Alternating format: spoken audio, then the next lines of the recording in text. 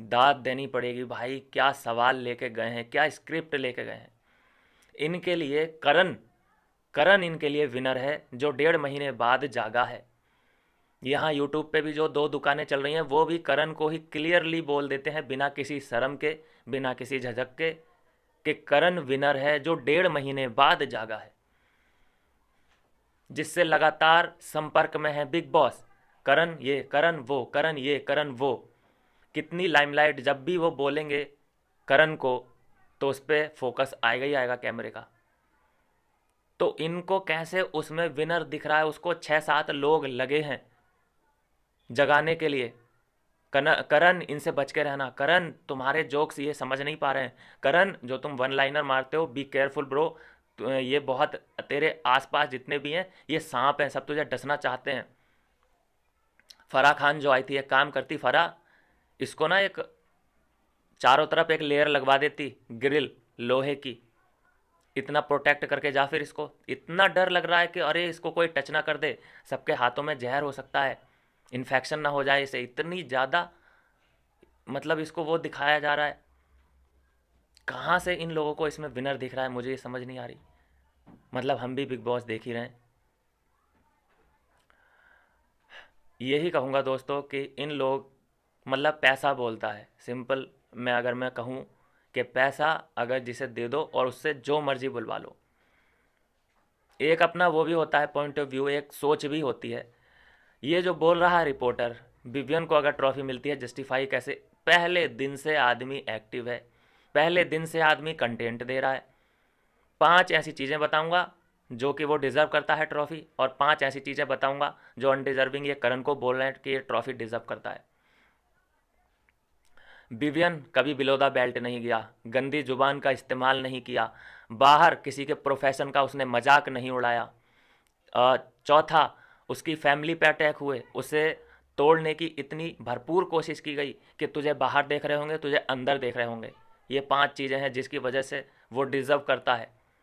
और पूरा का पूरा जो घर था वो एक टाइम पे विवियन के खिलाफ था, उसके लाडला टैग की वजह से, इसलिए वो डिज़र्व करता है। और पहले दिन से एक्टिव है, कभी सोते हुए पकड़ा नहीं गया, वो 1-2 बार पकड़ा गया होगा, तो डिज़र्व कैसे नहीं करता है। कौन से मुंह से तुम लोग ये बोल देते हो, मतलब कितना पैसा लगता है तुम्हें ये सब बुलवाने के लिए, सस्ते पोपट हो या थोड़े महंगे हो। मुझे लगता है पैसा फेंकने के बाद ना तुम्हारे मुंह पे तुम शकीरा की तरह नाच भी सकते हो, बेली डांस भी कर सकते हो। और अनडिजर्विंग की कहानी बताऊं जो ठिरकुल्ला है, 1.5 महीने बाद जागा है, सबसे बड़ा उसका माइनस पॉइंट यही है।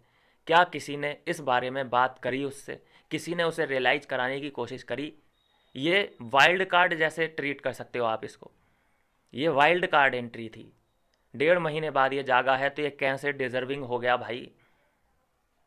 बिलो द बेल्ट गया है, गालियां इसने अभी तक कंट्रोल नहीं पाया है। रजत दलाल ने अपने अपने आप को शांत कर लिया है, जबकि वो बदमाश है, गुंडो है, हैं वो अपने आप को कंट्रोल कर चुका है गालियों के मामले में, लड़ाई के मामले में, गुंडागर्दी के मामले में।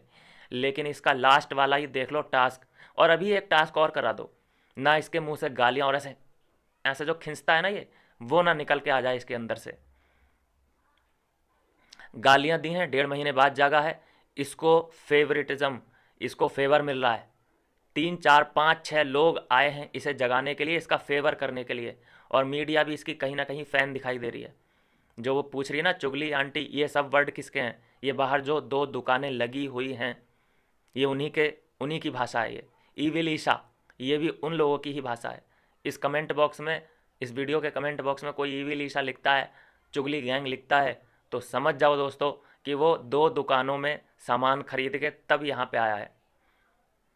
बिलो द बेल्ट गया है, ये गालियों का इस्तेमाल किया है इसने, प्रोफेशन का मजाक उड़ाया है इसने।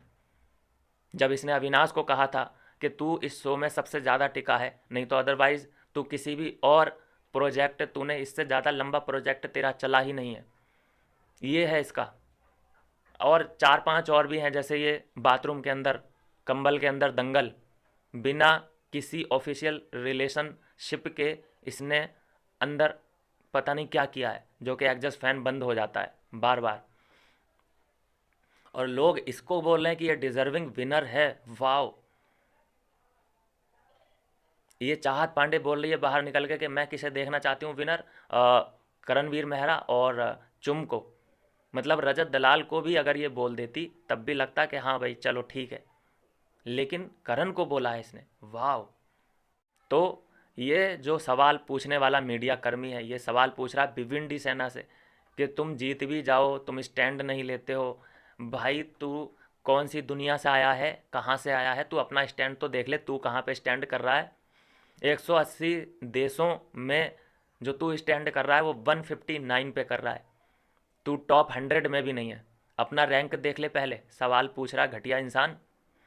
जितना मैं बोलता हूँ कि अविनाश और विवियन ग्रुप ने इस सीज़न में दिया है, कंट्रीब्यूशन किया है, उतना और किसी ने नहीं किया। रजत दलाल की वजह से पूरा ये जाना भी जाएगा जितना उसने कंट्रीब्यूट किया है। वो 1.5 महीने जब सोया था तब ये सभी लोग फाइट कर रहे थे, लड़ रहे थे, स्ट्रैटेजी प्लान कर रहे थे, अपने अपने दोस्त इन्होंने ढूंढ लिए थे। वो लोग दोस्त कब बने हैं, जब ये लोग दोस्त बन चुके हैं, इनका एक ग्रुप दिखाई देने लगा है, तब उनका एक मजबूरी में ग्रुप बनाया गया कि भाई साथ में आना पड़ेगा तभी हम इन लोग का मुकाबला कर सकते हैं। जब इनकी स्ट्रांगनेस देखिए, इनको पता चला कि हाँ ग्रुप होने का फ़ायदा होता है, तब जाके वो एक मजबूरी वाला ग्रुप बना, डर के मारे कि भाई इनसे अगर टक्कर लेनी है तो ग्रुप बनाना पड़ेगा। और सवाल उठ रहे हैं कि भिवंडी सेना कैसे जस्टिफाई करोगे। ये देखो चाहत पांडे का, देखो कितना नसीब खराब है। मैं तो ये बोलूँगा इसकी विदाई पे एक भी रोने वाला नहीं था, सबने खुशी खुशी हंसते हंसते इसको विदा किया है। करण ने तो इसे धक्के मार के, जिसको बोल रही है ना ये कि वो डिज़र्व करता है, करण ने धक्के मार के इसे बाहर निकाला है। एक भी आंसू मैंने किसी की आंख से नहीं देखा। सेलिब्रेट कर रहे थे सभी लोग, ये कमाया है इसने। श्रुतिका के लिए भाई आंसू बह गए थे। इसका मतलब यह है कि इसने इस घर से कुछ नहीं कमाया, सब खुश, एक भी आंसू किसी के आंख से टपका ही नहीं। और जिसको ये बोल रही डिज़र्विंग विनर करण, भाई ये बोलता है ना दोस्तों कि इसी से आप मेंटलिटी का अंदाज़ा लगा सकते हैं कि इसकी सोच क्या है, इसे सामने वाले की परख क्या है। सामने वाले की परख तो छोड़ो, ये अपने आप को परख ले पहले, तो पहले अपनी माँ को परख ले, फिर तू अपने आप को परख लेना। तो मैं बोलूँगा कि फुल्ली मैं जो बोलता हूँ कि ये लोग सिर्फ़ और सिर्फ इन्हें मतलब है विवियन, अविनाश, ईशा, रजत, इन लोगों में से ही कुछ ना कुछ खोद के निकालना। बाकी सामने शिल्पा की क्या जर्नी रही है इन्हें कोई मतलब नहीं, शिल्पा की क्या जर्नी रही है इन्हें कोई मतलब नहीं, उसके मुद्दे क्या थे कोई मतलब नहीं। बस इन लोग के मुद्दे क्या थे, इन लोगों ने क्या गलतियाँ की हैं, वो इन्हें बताना बड़ा ज़रूरी है। तो ठीक है, नैरेटिव सेट हो चुके हैं। एक ऐसा दिन भी आएगा कि ये तमाशा हम भी देखेंगे, जब हम भी अपना एक रिपोर्टर अंदर भेजेंगे और जो ऐसी गलतियां जो इस सीज़न में करण आया है, इस सीज़न में शिल्पा चुम आई है, ये ऐसे ही सिमिलर पर्सनैलिटी के आगे भी आएंगे आने वाले सीज़न में।